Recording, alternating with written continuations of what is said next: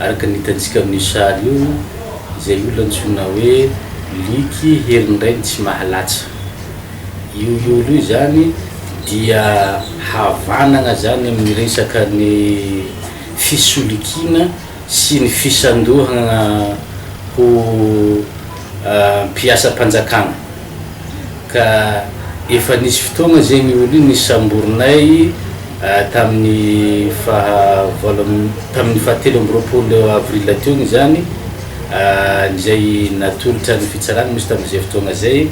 De noho ny fisalatsalagna ny tao amin'ny heliko nampanagna anazy moa zegny votra zany izy tamin'izay fotoagna zay.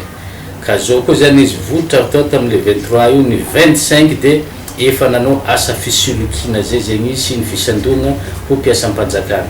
Zany hoe raha nisandoka ho adjoint commandant CR de Gaulle zany io Lianga io tamin'ny voalohany, dia amizao faharoa zao kosa de nisandoka ho lieutenant Faustin zay zanaka manamboninahitra ambony Antananarivo zany araka ny teniny. Ka nisoloky volan'olona maromaro zay mitentina ataoko hoe any amin'ny 30 millions mahery, satria raha 19 millions nisolokiny tany amin'ny faritra Nosfaly iny, de zao kosa zany izy dia nisoloky eo amin'ny 15 millions eo.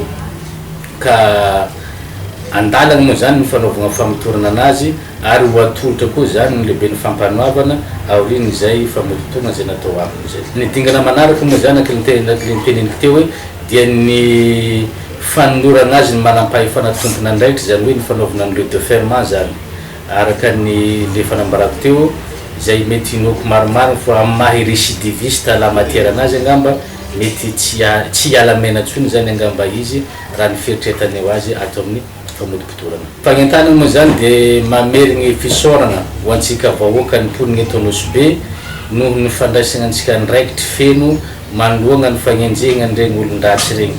Nalaza moa tatoato resaka fisolikina, zany hoe misy olona zany misamisandoka misavatrano hoe misandoka hoe gendarme boaka ia na miaramila boaka ia de misavasava ny tranontsika any.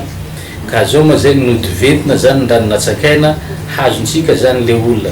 Ka mamerigny fisaorana zegny ho antsika mponina eto Nosbe amin'ny fiarah-miasa amin'ny gendarmerie zegny nazahoantsika n'izao vokatra tsara zao.